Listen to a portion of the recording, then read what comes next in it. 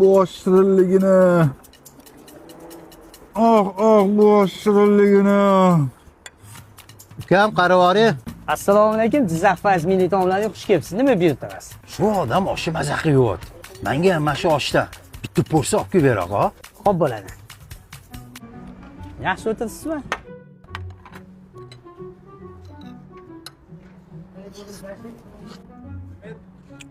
Oddiy osh ekan. U baqiryapti. Sizdan 500 ming bo'ldi.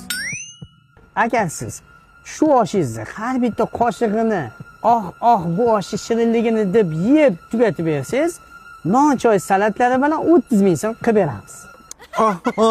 Bu osh shirinligini. Bu osh shirinligini. Bu osh shirinligini. Ukam menga ham bitta mana shu oshdan qilib bergan.